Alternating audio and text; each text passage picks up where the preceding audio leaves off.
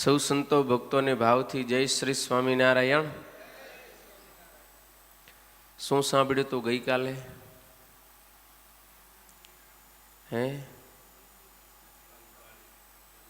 હનુમાનજી અને રામજીનો સંવાદ. હનુમાનજીનો ઉપકાર રામ પ્રભુએ માન્યો, બહુ પ્રસન્ન થયા. હનુમાનજી મહારાજને વરદાન માંગવાનું કહ્યું તો હનુમાનજીએ બીજું કાંઈ ન માંગતા માત્ર એક ભગવાનની ભક્તિ માંગી છે. અને રામ અને હનુમાનજીનો અદ્ભુત સંવાદ થયો છે. શંકર ભગવાન આ સંવાદને કોઈ સાંભળશે એને શું ફળ મળશે એ હવે બતાવે છે. ઉમા રામ સભાઉ જેહી જાના, તાહી ભજનું તજી ભાવન આના. યહ સંવાદ જાસુ ઉર આવા, રઘુપતિ ચરણ ભગતિ સોઈ પાવા. રઘુપતિ ચરણ ભગતિ સોઈ પાવા. શું કહે છે? શંકર ભગવાન કહે કે હે ઉમા, ભગવાન રામનો સ્વભાવ જે કોઈ જાણી જાય એને પછી રામના ભજન વિના બીજું કોઈ જોઈતું નથી. ભગવાન રામ વિશે જેને જ્ઞાન થાય છે, ભગવત સ્વરૂપનું જ્ઞાન થાય, એના સ્વભાવને જે જીવાત્મા જાણે કે ભગવાન કેવા દયાળુ છે, કેવા કૃપાળુ છે, કેવા શરણાગત વત્સલ છે, પોતાના સેવક પર પ્રીતિ કરનારા છે, આ ભગવાનનો સહજ સ્વભાવ છે. એને જે જાણે એને ભજન સિવાય બીજી કોઈ વસ્તુ ગમતી નથી. બસ એને તો સહજ રીતે પ્રભુનું ભજન ગમે છે. અને આ રામ અને હનુમાનજીનો સ્વામી સેવકનો જે સંવાદ થયો એની કથા કોઈ શ્રવણ કરે, એ સંવાદને કોઈ ઉર્મ ઉતારે તો એને શું થાય? રઘુપતિ ચરણ ભગતિ સોહી પાવા. હવે રામ ને હનુમાનનો સંવાદ છે એ સાંભળવાથી આપણને હૃદયમાં ભક્તિ આવે. જેને હૃદયમાં ભક્તિ જોઈતી હોય એને આ રામ અને હનુમાનના સંવાદની કથા સાંભળવી જોઈએ. હનુમાનજી મહારાજ અને રામજીનો સંવાદ થયો. બધાએ વાનરોએ સાંભળ્યો અને વાનરજનો ભગવાન રામનો જય જયકાર કરવા લાગ્યા કે આ દયાળુ ભગવાન રામચંદ્રજીની જય હો, કૃપાળુ પરમાત્મા રઘુનંદન ભગવાન રામનો જયકાર હો, જયકાર હો. એમ સૌ જય જયકાર કરવા લાગ્યા છે. અને એ જ વખતે રામજીએ સુગ્રીવને બોલાવીને કહ્યું કે હે સુગ્રીવ, હવે આપણે લંકા પર ચડાઈ કરવાની તૈયારી કરી. હવે વિલંબ શાનો છે? તમે આજ્ઞા આપો અને તમારું વાનર સૈન્ય તૈયાર કરો. સુગ્રીવે તરત જ આજ્ઞા કરી છે. અને તરત જ જોત જોતામાં લાખોની સંખ્યામાં વાંદરાઓ અને રીછો ત્યાં કને આવ્યા છે. વિશાળ મેદાનની અંદર વિશાળ સભા થઈ છે. બધા યોદ્ધાઓ એ સૈન્યની અંદર છે. કેવા છે તો અતુલ્ય બળધામ, જેના બળની કોઈની સાથે તુલના ન થઈ શકે એવા બધા વાંદરાઓ અને રીછો એ સભાની અંદર આવ્યા છે. સૌ કોઈએ પ્રભુ રામના ચરણમાં મસ્તક નમાવ્યું છે. ભગવાન રામ પણ પોતાની અમીમય દ્રષ્ટિ હરેક વાનર અને રીછ પર આપી છે. અને ભગવાનની જ્યારે કૃપા ઉતરીને શું થયું છે? રામ કૃપા બલ પાઈ કપિંદા, ભયે પછજુત મન હું કિરિંદા. રામ પ્રભુની કૃપા થઈ તો વાંદરાઓ બધાએ મોટી મોટી પાંખોવાળા જાણે કે પર્વત હોય ને શું એની સમાન બની ગયા છે.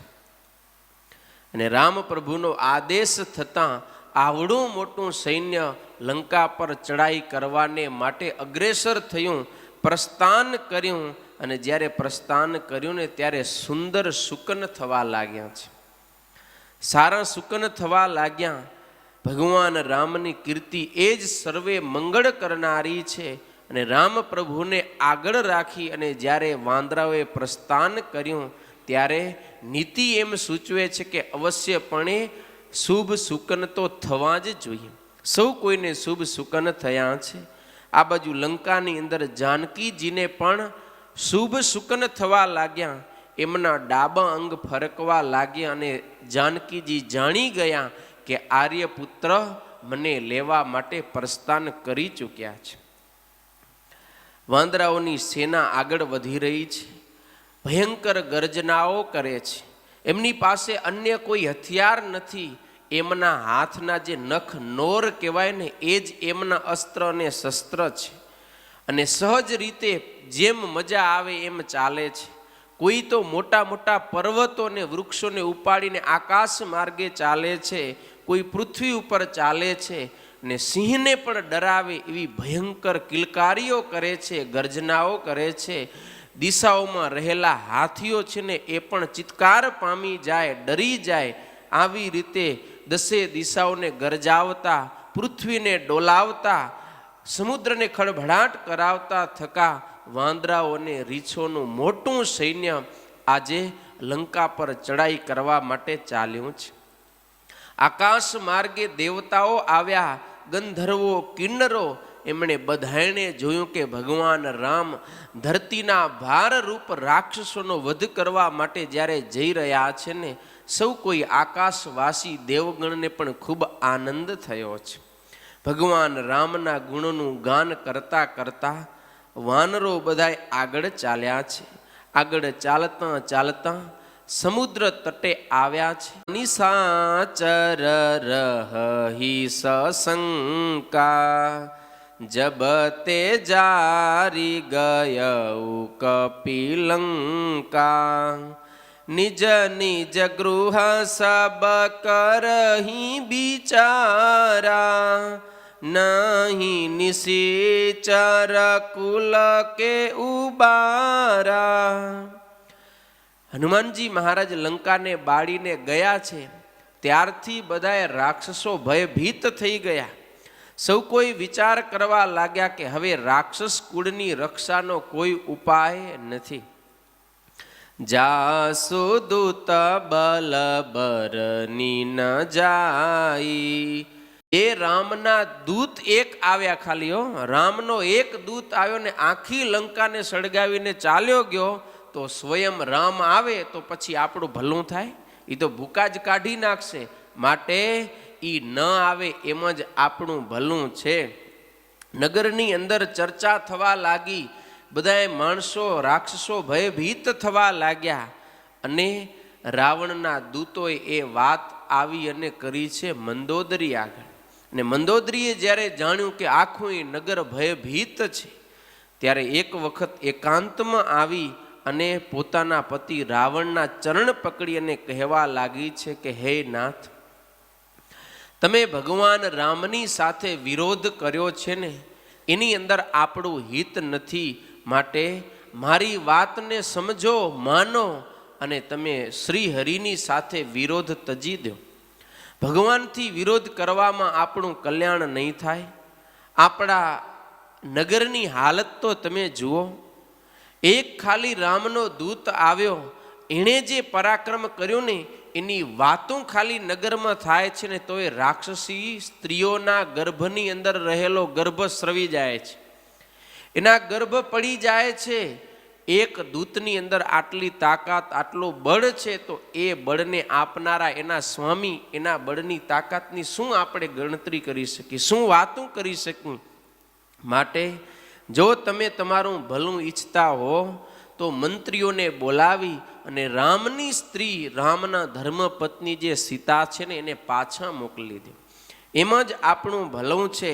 બાકી સીતાને આપ્યા વિના બ્રહ્મા, વિષ્ણુ કે મહેશ મળીને તમારું જો રૂડું કરવા ઈચ્છશે, છતાંય પણ તમારું રૂડું થવાનું નથી. માટે તમે સીતાજીને પાછા આપી દો. જો રામ અહીંયા કને આવશે ને તો આપણા કુળનો વિનાશ થશે. અરે રામનું બાણ છે ને તો સર્પની સમાન છે, અને આપણે સૌ રાક્ષસો દેડકા છીએ. જો એ રામે આવીને બાણની વર્ષા કરી તો એ બધાએ રાક્ષસો રૂપી દેડકાને ગ્રહી જશે. માટે રામ અહીંયા આવે એના પહેલાં તમે સીતાજી રામને સુપ્રત કરી દો. જબ લગી ગ્રસત ન તબ લગી જતનું. જ્યાં લગી રામ આવીને ગ્રહી ન જાય આપણને ત્યાં સુધી તમે પ્રયત્ન કરો. તમારી ટેક છે, અભિમાન છે, એને તમે છોડી નિર્માની બની અને રામના શરણાગત બનો. એની અંદર જ તમારું કલ્યાણ છે. મંદોદરી ઘણી રીતે કોશિશ કરી છે રાવણને સમજાવવાની, પણ શ્રવણ સુની સઠતા કરબાની બિહસા જગત બીદિત અભિમાની. અભિમાની હતો રાવણ, એને પોતાના તાકાતનો બળનો અભિમાન હતો. એટલા માટે એણે મંદોદરીની વાત સ્વીકારી નથી. ઉલટાનું મંદોદરીને કહેવા લાગ્યો, અરે સ્ત્રી, તું આવી ડરપોક છે, તું કોની સ્ત્રી છે, કોની પત્ની છે એ તો વિચાર કર.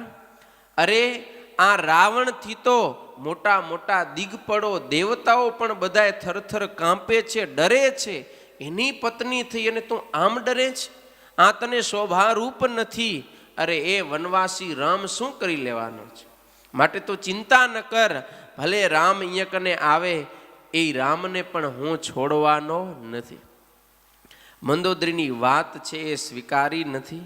છતાંય પણ મંદોદરીએ રાવણના પગ પકડીને કહ્યું છે કે હે નાથ, હું તમને વારંવાર વિનંતી કરું છું કે તમે સીતાજીને પાછા આપી દો.